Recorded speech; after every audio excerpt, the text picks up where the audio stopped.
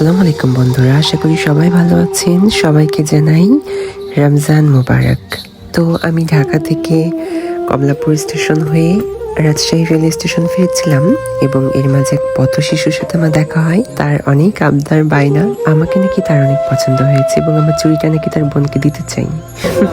কি হবে চুড়ি? পছন্দ হয়েছে তোমার?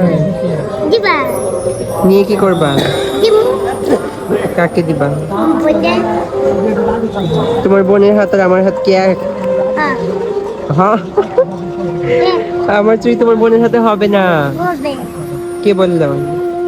বই বোন বলেছে আমার জন্য চুড়ি নিয়ে আসবা। ও দিবা না, দিব না। না দিলে কি হবে? না না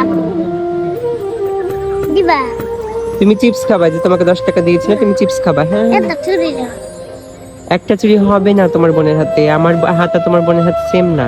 হ্যাঁ হুম, ওই সেম ওই রে তুমি বাসায় এই রে তোমার 2টা হাত ঢুকবে আমার চুড়ির ভিতরে।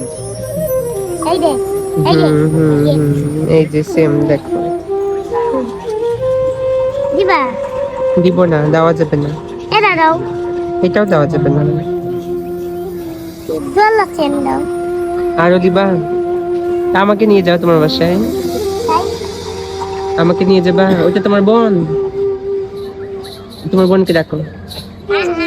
ইলা ডাক্তারে কি আপু? ইলি আপু? আবু দিবা তুমি চুড়ি চেয়েছ? ও ও হচ্ছে তোমার জন্য চুড়ি চাচ্ছে। আমার চুড়ি কি তোমার হাতে হবে? দেখো তো।